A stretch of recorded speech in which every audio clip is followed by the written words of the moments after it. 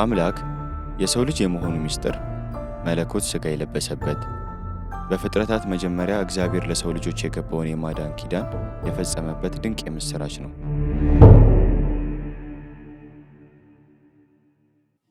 ይህ ሰማይን ከምድር የሚያስታርቀው የምሥራች የተበሰረው ግን በቤተ መቅደስ ወይም በቤተ መንግሥት አዳራሾች ሳይሆን በሁለት ተቃራኒ በነበሩ የምሥራች ተቀባዮች አማካኝነት ነው።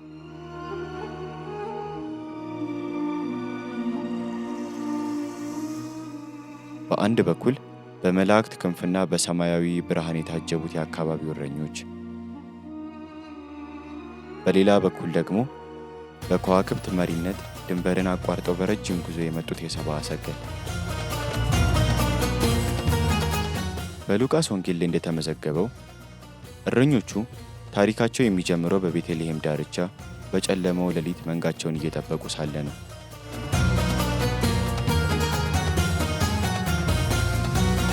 በጥንቱ የይሁዳ ማህበረሰብ ዘንድ እረኝነት የክብር ሥራ አልነበረም። እረኞች በሰው ዘንድ የተናቁ፣ ኑሯቸውም ከመንጋ ጋር በሜዳ ላይ የሆነ ተራ የተረሱ ሰዎች ነበሩ። በሥርዓተ አምልኮ ዘንድም እንደ ረከሱ ተቆጥረው ከቤተ መቅደስ ርቀው ቢቆዩም ሰማያዊው ንጉሥ ግን መጀመሪያ ማንኳኳቱ በእነርሱ ደጃፍ ሆነ። ድንገት በዚያ ጨለማ ሌሊት መለኮታዊ ብርሃን በዙሪያቸው በራ። ያ የከፍታና የዝቅታ ግንብ እዚያው ፈረሰ። መልአኩም እንዲህ አላቸው፣ አትፍሩ፣ እነሆ ለሕዝብ ሁሉ የሚሆን ታላቅ ደስታ የምሥራች ነግራችኋለሁና። እረኞቹ ቅርበትን ይወክላሉ።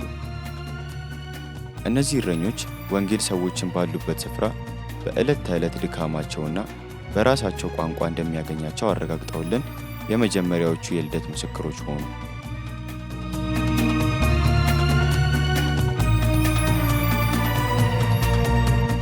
የእነሱ ጉዞ አጭር ነበር፣ ከሜዳ ወደ በረት። ነገር ግን የእምነት ጉዟቸው ዘላለም የሚሻገር ነበር።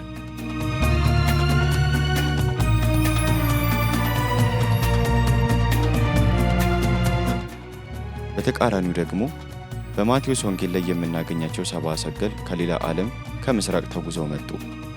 እነርሱ እንደ እረኞቹ በቅርብ ያሉ አይደሉም።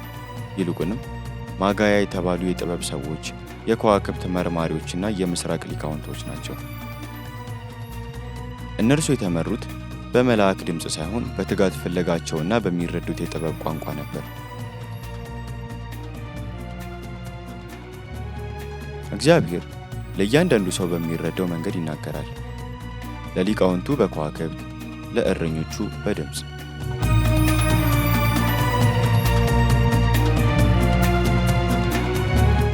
አዲስ የተወለደውን ንጉሥ ፍለጋ ባዕድ ሀገርና ባህልን አቋርጠው ኢየሩሳሌም ሲደርሱ ምድራዊ ንጉሥ ሄሮድስ በጭንቀት ተናወጠ። የዓለም ጥበብ ከሰማያዊ ጥበብ ጋር ፊት ለፊት ተገናኘች።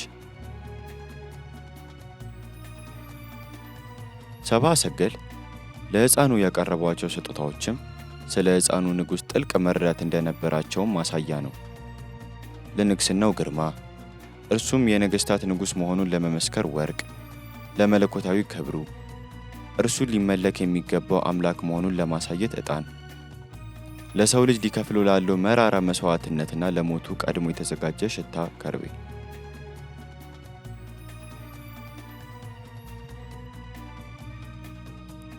የእርሱ መምጣት የቤተልሔሙ ሕፃን ለእስራኤል ብቻ ሳይሆን ለዓለም አቀፉ የሰው ዘር በሙሉ የተሰጠ ስጦታ መሆኑን ዓለም እንዲያውቅ አደረገ። ጥበብ ወደ እውነተኛው የጥበብ ምንጭ ሰገደች። የእረኞቹና የሰብአ ሰገል መንገዶች በቤተልሔም ሲገናኙ የሰው ልጅ ስብጥር ሙሉ ሆነ። ድሆችና ባለጠጎች፣ ያልተማሩትና ሊቃውንቱ፣ የሀገሬው ሰውና ባዕዱ ሁሉም በአንድ ግርግም ፊት እኩል ተንበረከኩ።